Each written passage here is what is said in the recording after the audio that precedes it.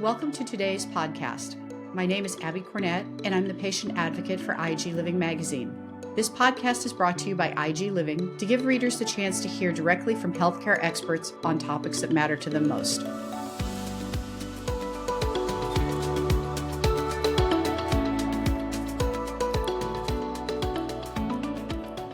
Spring is here, and for many of us, it feels like a natural time to reset, to reflect and check in on our health. But if you're living with ongoing symptoms or care fatigue, even the idea of starting fresh can feel overwhelming. Today, we're talking about small, realistic changes and emotional side of healing, because sometimes even the smallest steps can make the biggest differences. Joining me today is Sharleen Lucas, also known as the RN Next Door, a health coach who is passionate about helping people soothe ongoing symptoms associated with chronic illness so they can live fully. After 8 years at Hospital Bedside, she transitioned into health writing and coaching, where she now helps individuals use food, lifestyle, and rest to nourish their bodies and better manage their chronic illness. Sharleen, thank you so much for being here today. Before we get started, can you tell our listeners a little bit about yourself and your experiences, and a little bit what led you to focus in on helping people manage their chronic symptoms in more sustainable ways? Yeah, and of course I'm delighted to be here, Abbie. Your questions are always really spot on, and you dig pretty deep today into some stuff that people are going through. So I'm pretty honored to be here. My journey for health and chronic issues started in my 20s. I traveled to a country where I should not have brushed my teeth at the sink and swallowed that water. I knew better. I was supposed to be drinking bottled water and boiled water. I got sick for about 24 hours, and then I can't remember exactly how much later it was, but maybe up to a year. When I got home, I started having debilitating chronic fatigue, joint pain in my hands, and gut issues, brain fog. And clearly something was wrong, but I had no idea. I was young. I was probably about 23, 24 when this happened. I was athletic, energetic, and I was sleeping hours and hours every day while I was trying to build a program for work. And I went to the doctor, and all they could kind of come up with was, well, we think maybe you have rheumatoid arthritis. And so I moved forward with that as my working diagnosis. And I was always somebody who wanted to live life as naturally at the root as possible. So I always was searching, and so grateful for the conventional system, as we both are. And yet I also, what's that? I said, without a doubt, for me, it's a combination of the two. Agreed. And this is exactly my story. And so I started to search on my own because I didn't really get great answers at that time. This was probably like 1999. I think some of our tools are better now. And so I kept searching, and had a couple of friends who were fabulous at helping me, at least with food, and start to understand things differently. One of them had a license where she could run a test and find out if there were any parasites growing in my gut. We found nothing. And so I just continued to move forward, and I really had help with food and, yes, supplements and rest, and just kind of tried to do my best. 15 years down the road, I realized that I was not healed, and I was down to like chicken and rice. And I thought, okay, you need to go back and do something, because I had kind of just moved on, because we don't want to slow down and have to face these things, right? And so we want to live. And so finally I went back to a doctor. I found a guy who had told me, he was an ICU doc who had started his own clinic with integrative and conventional mixed. And he kind of smiled empathetically and said, I'm from a country like that, and we have better stool tests. I think I may have mentioned this, I don't know, on the last podcast, because you don't want to talk about stool on a podcast, but that's how they check for parasites. Everybody knows it's a part of the whole deal. And so he kind of smiled. He said, we know how to better test because they just had such a wider range of parasitic infections. And so he tested more and found a good little single cell amoeba called B. hominis, Blastocystis hominis, and we killed it, thankfully, with traditional meds of Flagyl and Bactrim. And then I had a long road of healing. And that's the part that the conventional system wasn't as great for. And so I really had to continue my searching and my studying and my finding the right tools and the right practitioners. And everybody understands if you've been in a place where it's not quite really well understood condition yet, or we're working out our treatments and we're trying to get our head wrapped around things. And so, so And over time, I was going to say, there's yeah, also the part that everybody's is different. What's right for you on those non-conventional methods, or what you need in the way of supplements, is not necessarily the same for what someone else who had the same condition was. you are 100% correct. And this is why, and I'll probably mention this several times, this is why protocols are great for kind of for initial treatment. What do we do with this particular human and this disease? We know this and this works, but no human fits a protocol perfectly, and we have to personalize this stuff. And this is why I became a coach, because I want to help people personalize. What are the tools? So I had to dig deep. What are the tools? What's trustworthy? What do I try? Where do I put my money? How much do I try this thing? Who do I trust out there? And so I just spent so much time, because I'm a seeker by nature, boiling down what to trust, and then how to apply it. And then I was going through nursing school, by the way, when we discovered the B hominis. And so then I saw all the beauties of the conventional system and the weak points. And I was like, we need somebody to help people for the long haul, not just the treatment. We need help for deeper healing wherever we can, in whatever parts of the body that we can. And how do we do that? How do we build health? Not just treat the condition and symptoms, but how do we build health? And there's studies that are showing that health coaches are help to increase the what's the word I'm looking for? The effectiveness of the treatment, and Conventional all. treatment. Yes. Yeah, conventional. We're seeing that all the chronic illnesses that are treatable are reducing better with health coaching, with wellness nurses, which is probably a better term for me, and even with people who have a unresolvable chronic illness. How do we support their body around that unresolvable part, if it is, until our science maybe finds a resolution? How do we support the health of their body all the way around that? But it only makes sense that, if you have an illness, you can still have to be the healthiest you can be for that Yeah. illness to be for the treatments to work and for that illness to improve. I know I mentioned spring and being a time of reset in the opening, and that a lot of times people with chronic ongoing symptoms, or symptom or care fatigue can feel a Mhm. lot of pressure, to try and do more at the beginning of the year, or to be better.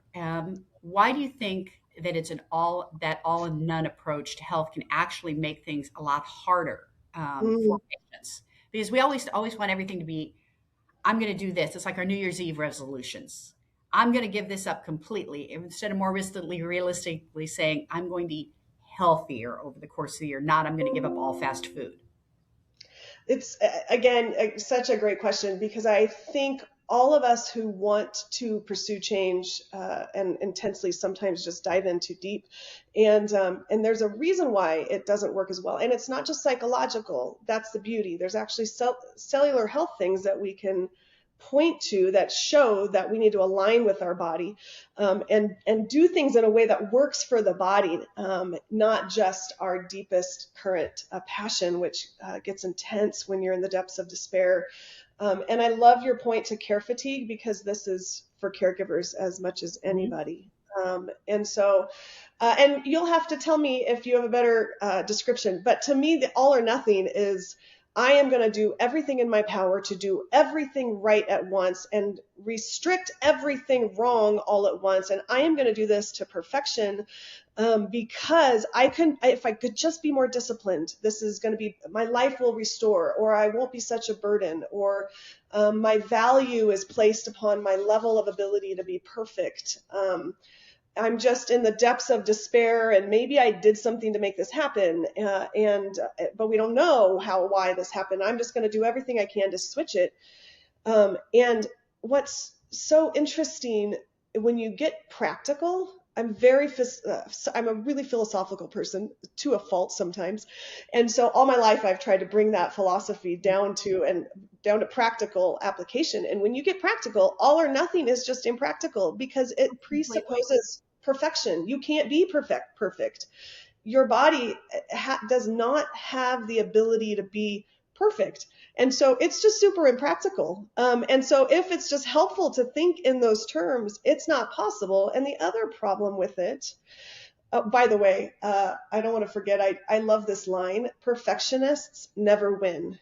And when I heard that one day, I was like, "Oh, that's so good," because I don't want to be silly about my expectations. And when I heard that, I'm like, "You're right," because you can't be perfect. So you've already set yourself an unattainable goal, right? Yeah, completely. I always look at it kind of like this.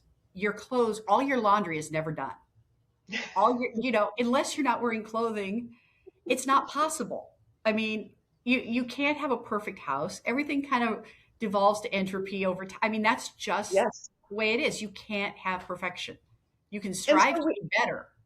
yeah, and we need to know what do we have power over, and what part, um not that we're so powerless over maybe a part of us, but what is going to be maybe not able to be What can changed. we work on? What can we do? Mhm. Not we Mhm. can't do it all. What And is the realistic approach? to do that, we have to understand the root of human nature and the root of human cellular ability, our physical, literally our physical ability. How can we partner with our body rather than force it? And that's the problem. When we choose perfectionism or when we choose an all or nothing, we're actually striving for something unachievable. And so therefore we put stress not only on our mind and our spirits and our On our emotions and bodies. our relationships, but we put stress on our bodies. Yeah, our cells literally cannot operate at that level. And it's really, I think, a really great analogy that I love when I think about the cells. So the best root cause for healing right now is centered inside the cells. It goes even deeper than the cells, but there are little workers. They actually love to work for us. When our body is breaking down, they are still working so hard for us. And if we can get that mentality, because they're designed to survive, they have the mitochondria, which I will not dive into. I could talk for hours about the mitochondria, but we are almost certain, based on the DNA structure of a ring, we think they were bacteria prior to symbiotically binding with their own body. Yep. And so they're brilliant at survival. So they're this gift to us to help us survive. And so the image that I think of is our cells are like factory workers in a big manufacturing plant. Any good manager knows that they cannot push their workers too hard. They also know that they have to give all the resources that their workers need to thrive. And they also know that danger within the plant is going to cause fear and it's going to cause pullback. So if you don't have the resources, if there's danger within, um, that whole plant, you can't optimize function. You can't optimize production. And so your cells are the exact same way. Because they're such brilliant survival little mechanisms for us, they sense all the resources. They sense any danger that's happening in the body. They don't know what the danger is, but they're sensing the nervous system. They're sensing neurotransmitters. They're sensing lack of light. They're sensing lack of nutrients. They're sensing lack of energy. They're sensing infections. They're sensing toxins. I make a joke that they know us better than we know ourselves because they're such sensors. And so if we can, our whole role in building health is to partner with those cells. How do we nourish them to such a degree that they begin to just work like mad again? And they love that. And that's when they start to really thrive. They can't do that when there's stress in the nervous system or when there's lack of resources. That brings me to the follow-up question. Mm, Realistically, what does that look like for a patient? Because when we're talking about cells and mm, mitochondria, we may be a little bit over, uh, mhm, we may be diving a little bit too much into the science of it. But for mhm. patients, what does that realistically look like on a day-to-day basis? And what's the practical application? If it's not all or Exactly. nothing, then what Right. do we do? And so understanding the resources within the body can then tell us, well, then what should we do to partner with that resource? And so we'll talk about baby steps in a minute. Baby steps are so, as I like to say, Important. they're steps. They're still getting somewhere. And so I used to climb like Mount St. Helens because I lived north of Portland, and you'd climb up one step and or two, and you'd sink down one, and you'd step Yep. another one, and you'd sink down, half of that one because you're in thick ash. But you still got to the top, and You know, so that's my, the I image. was just saying, my great grandmother always said, it doesn't matter how little you are going forward. I It think just so. matters you keep going forward. And I think it's a good so. analogy for life too. It's so, so good. And we have to, part of the nervous system thing is you have to rest in Mhm. that you cannot do it all. And Yep. that's okay. And when you can embrace that and lean into it, you make more progress over the long haul because you're just that turtle making slow I was progress rather just than actually the going to say ramp. the turtle in the hair. Yeah, you can. I mean, it's true, and I think putting it to the test for oneself is the only way you can really find out whether it's true. And how do you put it to the test? I do like the term all or something. That was Betty Rocker, who is a great fitness gal online, who will work for some people, but she's like all or something, and I think that's true. It's not all or nothing. Both ends are too extreme. And Mhm. so a little something, that's baby steps. And then sometimes, and again, talk more about baby steps, but sometimes you can do a small all or nothing in one area. Mhm. And that could be, for me, this isn't a great example because I don't like to restrict food as much as I like to bring and focus on how much we can include. But I do have a dairy problem, and it's the protein, not the lactose. And it causes me brain fog, asthma, joint pain. I mean, it's brutal. So I kind of go all or nothing on that one thing. But I don't put it on my friends. If they make me something with dairy, I gratefully and joyfully eat it. But so you can kind of do a little pockets of it. You can also do more if you have a partner in a team or a spouse who is going to partner with you. And that I think is really amazing. Still not all or nothing, but it's a little bit more. Um, and so that's why I'm such big into the having a partner, somebody who can help you. Go So ahead. when you're talking Yeah. about small changes, Hmm. how long does it typically take to start seeing the health benefits of those small changes? And what's one simple change that you recommend to your patients to start with? Because a lot of times people go, "Oh, I can do a small change," but they're overwhelmed where to start. Yep.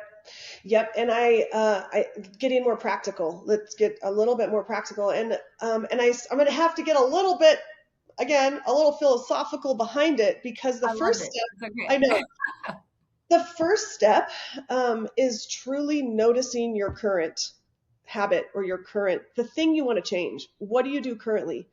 It's just like a baby. You cannot, we all know that you can't expect a baby to run when it doesn't really have the awareness that it has arms and legs. And so that baby has to first, like, whoa, what are these things, And then they're grabbing hands, they're kicking mom when they're changing diapers. Pretty soon they're rolling, then they're, crawling and grabbing on the couch, and then they can walk and run. But to walk and run, you have to stop. And it's kind of frustrating sometimes, I think, because it feels very so baby step that it's like, oh my gosh, it's going to take forever. But you have to pull back and you have to notice what you're doing. And I think awareness or consciousness is the first step to change. Consciousness before change. Yeah. I would agree. I mean, you have to identify Hmm. in your side of yourself what you want to change most first, Hmm. and you don't have to do it all at once. But for some of our listeners that may be feeling overwhelmed Yeah. and don't know where to start, Yeah. what are a few foundation habits that you recommend that they look at, like sleep, nutrition, hydration, movement? What do you feel makes the biggest difference, or is that strictly based on the individual? And how do you go about Mhm. talking? How do you go about helping them identify that? Yeah, it's a great question, because it is so personalized. And so we really work on in baby steps, noticing first, I want to assess. So people need to sit down and assess themselves. Notice where you're at, be really honest, take a hard look at yourself and be honest with what you see and what you want to do. And then the next step is so personalized, like you just said. Sometimes we start with food because they're just like, I don't understand. The whole nutrition world is so confusing. What am I? I had one client recently who said, what am I supposed to eat? I And was I was like, I yeah, remember when eggs were bad, eggs are good. I remember when milk was oh, good, milk was bad, milk's good again. I try and eat holistically, just a little bit, I don't do any aversion or like I'm never going to eat this again unless right. obviously there's an allergy or something like that or you Yeah, you can't. But trying to a balance. I agree. And it's unfortunate, but if you really dig deep, our nutritional science is probably the most biased, unfortunately. There's just a lot of opinions going on. And so getting back to, what did the earth make? What does my body handle right now within my condition, and how much food that is absolutely as real and close to the earth as possible um, can I eat? As few of packages, and that takes some teaching, but that's the easy way to look at it. I read a fascinating book, and this is really getting off. I mean, it's on topic, but it's a little bit out there on the different types of nutrition that actually hunter gatherers had way better nutrition than we do now because they ate such a varied diet. And Hmm. due to our farming systems, we're now down to three or four top green vegetables, a couple of carbohydrates, and our bodies were meant to have a much more varied diet than that. Yeah. Um, with that, what are some of the common mistakes people make with the basics like nutrition or hydration or sleep? And um, how can someone adapt the habits that you're trying to teach them to cover all their days, particularly those low energy days where they just don't feel like they have the energy to make a change? Yeah, and I want to make sure to talk about a few different tools.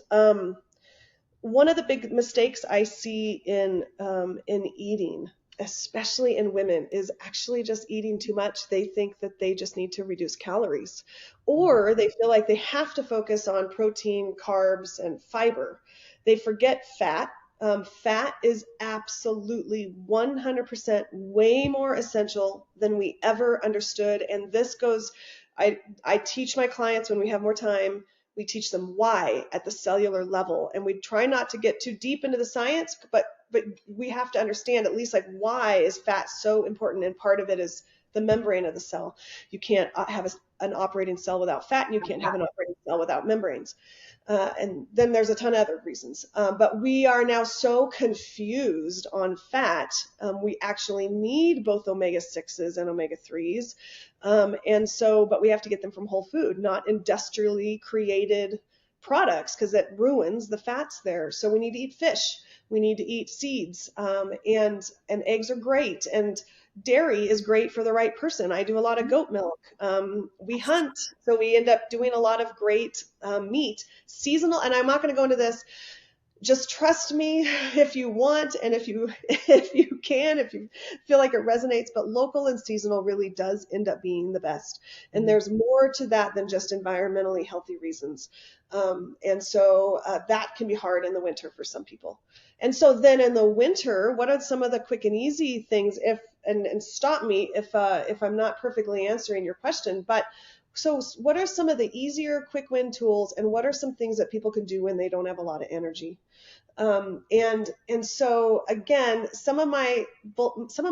all of my studying has honestly boiled down to the earth really is more abundant than we thought for our health. And so that will not resonate with some people until you really dig into the data and the science and you try it out. And so one of those things, as you know, I'm big on sunlight.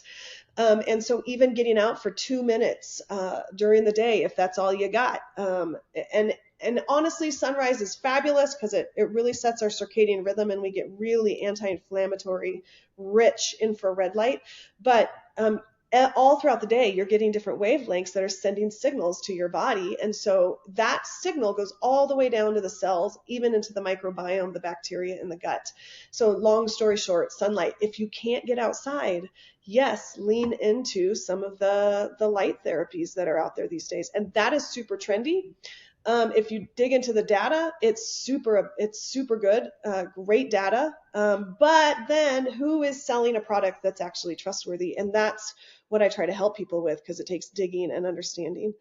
And then water, our water understanding is incomplete. We don't just need to drink 8 glasses of water a day. We need minerals. We need water that's going to get down into the cells, and so that the cells produce more water. And in order to function, they need healthy water around their cells. And so we need to get water to the cells, not just dump a bunch of sink water to get it into our veins and our arteries. We actually want it to sift down to the cells. So that means we need to learn some stuff on hydration, but just adding minerals. And then also vagus nerve stimulation tools. And that means, sorry, so many terms, but that means just relaxing the nervous system and triggering on our rest and digest nervous system so that the whole body takes a deep sigh, so that the signals go to the cells of safety. That's how we can tell the cells that everything is safe and they can return to optimization. They will pull back on their production if they sense lack of resources or danger. And so that increases our symptoms when they pull back, because they can't optimize all their biochemical production, making all their chemicals.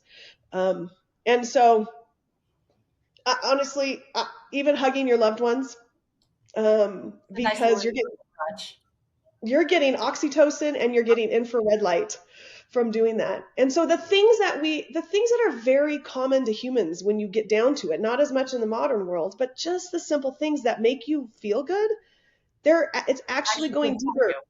Yes, it's not just psychological. There is a physical impact. Even sitting and breathing. That's another thing that I've been doing. Sit outside for 2 minutes and just breathe through your nose and out through your nose. And learn to be a nose breather. One more thing, because I just love this concept. It works really well for me, and it's what I do with my clients. I create an environment to let them rant and rave. We need a safe place where we can unload what's going on in our brains, because if we leave it in the back burner, then our body and our mind are still sensing that. And that signal of some stress back here, of things that we're not getting to, or parts of us that we're not facing, that sends a signal down to the cells that there's still anxiety going on. And so honestly, ranting and raving. I have a good friend that's a psychiatrist, and they recommend all of their patients journal. Period. Yes, because that's on my list. Yes, but you touched on this earlier, and it's something that a lot of times patients feel and their families feel. How do you recommend patients deal with feeling guilty, whether it's guilty about being ill, guilty about even caregivers resenting having to caregive even though they're there every day, guilt about not having energy to make some of the changes that we talked about, that all or nothing. A lot of times, and I always write an article at New Year's about New Year's resolutions, because I think they're stupid.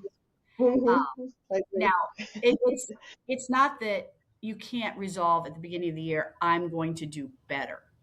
But if you say, I'm going to go to the gym 7 days a week, I'm going to work out 2 hours a day, and then you don't, you feel guilty. And you're blaming yourself for not being a good person when you're just surviving. Yeah. Because you've set an unrealistic expectation. And we touched on that earlier, but how do you counsel your patients on dealing with those feelings of guilt? Yeah.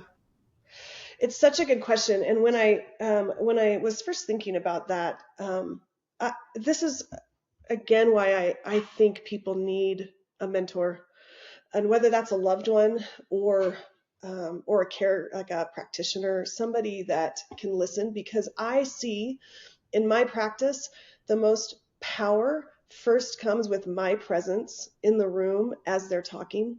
And when I can just get in it with them and I enter into that emotion and that pain at the moment and sit in it with them. I was trained back in the day to sit with patients sometimes and just breathe in the way they're breathing, match their breathing. And it's this way of getting into it with them.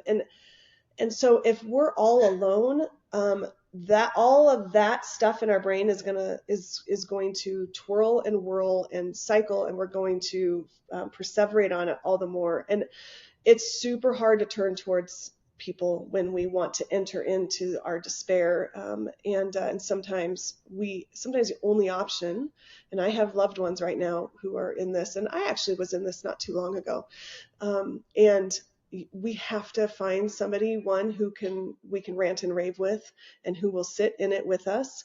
And then I think, so building a team, I think, is a really big deal.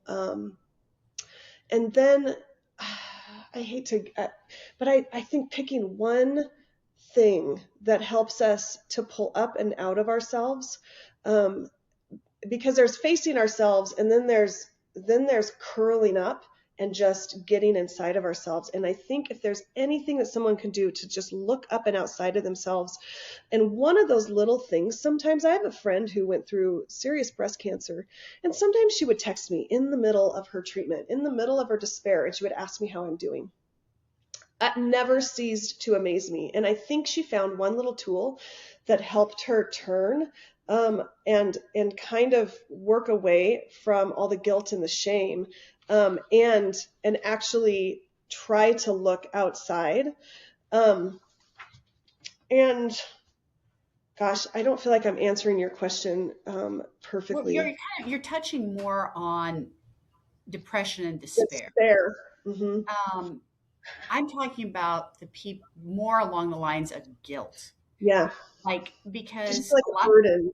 Right, Yeah. because a lot of times people feel like they're a burden on their Mm-hmm. loved ones. They feel like Mm-hmm. somehow they did something, or if they don't do some of the things that we've recommended, that they're not helping themselves. Yeah.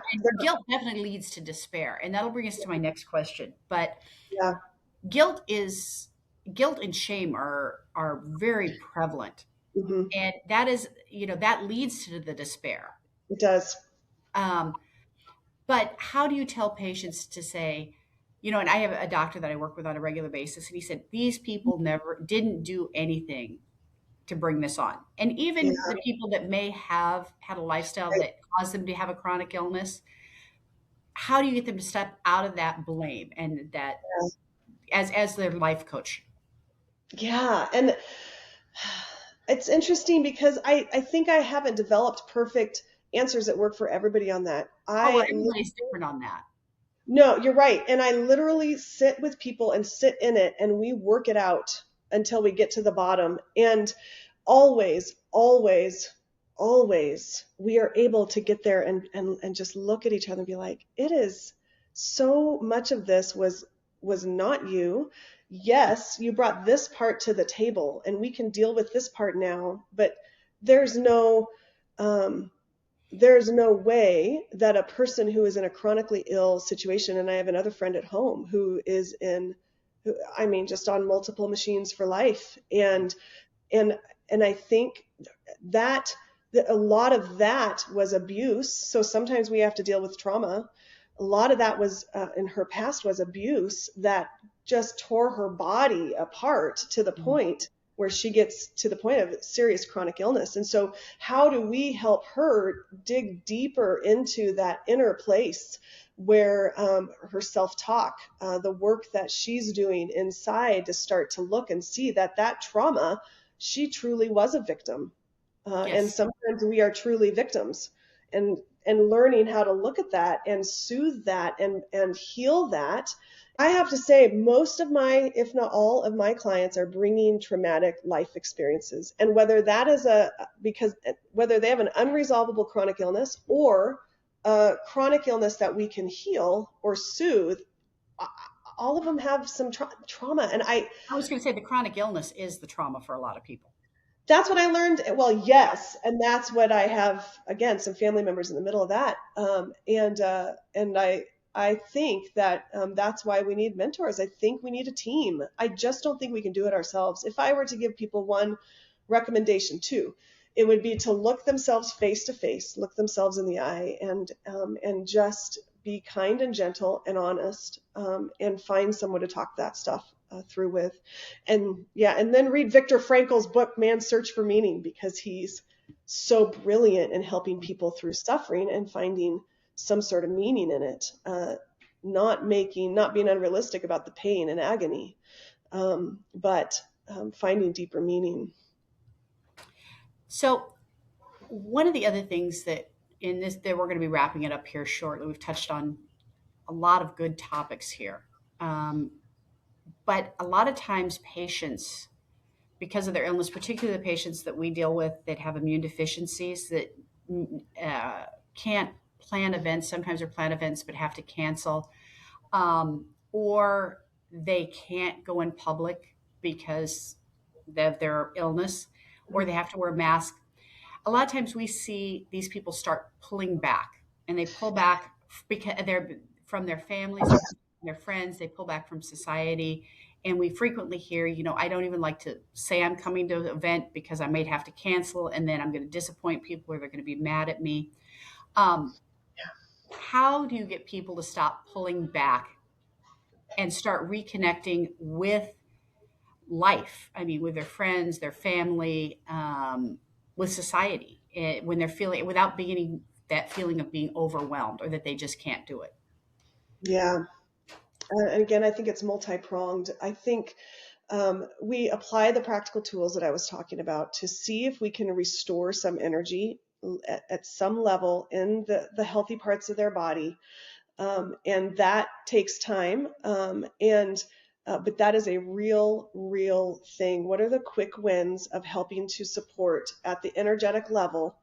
Meaning, sorry, at the it's really a physics mentality, not the bio. So our cells are making chemicals, and then there's energy to do that work. We want to support the energy, and so all those tools that I mentioned are part of that supportive mechanism. And so, in part, finding one little thing that we can do that's outside of our current situation, if there's any way to do that. And I think that's a little bit about that when we want to curl in, what's one way we can look outside? And if that means getting outside and sitting in the sun, if they can, or if that means picking up the phone and texting one friend, something that actually pulls them a little bit. Out of um, inside themselves.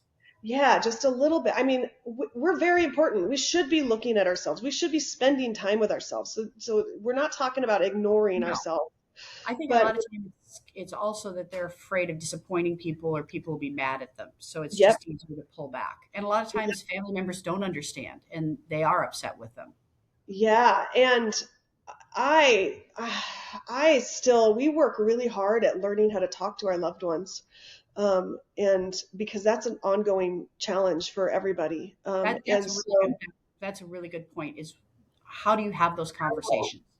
how? And again, I think that is really personalized. And so I think also beginning to understand, yes, it's tough to be the caregiver, but I just want to be real careful of how I say these things because I just don't want them to be sounding so not superficial, but just easier than it really is. It's really hard, but our loved ones are seeking meaning in their life as well, and sometimes that relationship of the patient and the caregiver becomes the deepest sense of meaning for us. And if we can honor that relationship and learn to be vulnerable and talk and work things out, that is helping the meaning of the caregiver as well as the patient. And so I also think that in the long run, it relieves back burner worries with everybody. If we've got back burner emotions, worries about relationship, that injures our energy, and that injures the energy of the caregiver. And so just learning how to be vulnerable and honest, and being gentle with ourselves, and not Giving punishing yourself ourselves. some compassion. And, God, just self-compassion. I mean, the other thing that I tell patients is even if you can't get out, that doesn't mean you have to withdraw Hmm. from the world. Hmm. Find a way to stay connected. Is it an online chat group? Is it a patient support group? Is I it was going to say reaching out? even Facebook. I Oh, mean, Facebook. whatever, you Right. know. I mean, during the pandemic, we learned so many. I mean, the pandemic was awful, but did take some good lessons away from it on how we can keep in contact with people electronically. Hmm. Um, the big thing I think is though we need to give the patients and everyone need to give themselves compassion and Yeah. understand that they're not perfect, and some of these small steps can make their overall quality of life better. Hmm. Uh, Charlene, I want to thank you for sharing your insights and your perspectives today and on how to manage ongoing symptoms and care fatigue when it feels overwhelmingly, and reminding us that even those small steps can help. Uh, would you like to any closing remarks? It's been wonderful to have you here today. I think the only closing remark, I think in dealing with the agony of going through this stuff and feeling like a burden, I think I think understanding again that the finiteness of ourselves, we can only handle so much. We're designed and we need to be in relationship with people, and our cells show that. It's a must. And the concept, so really leaning into a team and help, and then the concept that your cells are so brilliant. Even in a body that we feel is broken, unresolvably, there are parts that are working brilliantly. And so if we can have in our mindset that I had a friend who told me, Charlene, there's more working in your body than you realize, working really well, when I was in just the middle of my misery. And I was like, that's so interesting. And I kind of wanted to punch her. And then I thought about it some more, and I was like, she's right. I need to listen to that. And that that perspective that there are things going right in my body. How do I shore those things up? And what are the little steps? And how do I do that in my relationships? And how do I be honest with myself about what's deep in me and driving my behaviors? I think those things in the long run help. And the baby steps, if we choose baby steps, just little things that we can do, coming outside of ourselves or trialing a new little natural tool or something. I think those are physical reminders that little steps are okay, that we're not perfect, that we're vulnerable, that we can only do so much, that we need to be gentle and smart. We need to be smart about what we're doing. We need to kind of know a little bit about our bodies to know what to do. And then it's okay to be vulnerable with people around us and doing that very wisely and carefully and building the safe people. And just convincing ourselves that this is the best way to go through this, to survive through the misery. And so I think that in general kind of wraps it up. It does. Thank you so much. I look forward to having another podcast with you. The last one was great. I've had a good time today. Thank you very much. I love it, and happy to come back and continue to be as practical as possible and get to the nitty gritty for people. All right. Thank you again for joining us today. Additional information regarding this podcast can be found on our website at www.igliving.com. If you have a question that was not answered, please contact me at acornett@igliving.com. Look for the next IG Living podcast announcement on our website for the opportunity to submit your questions. IG Living Advocate is a copyright production of IG Living Magazine, published by FFF Enterprises, the only magazine for the immune globulin community comprised of patients who suffer from chronic illness and their caregivers. The views and opinions expressed by the guest speaker are their own and do not necessarily reflect the views of IG Living Magazine, FFF Enterprises, or its affiliates.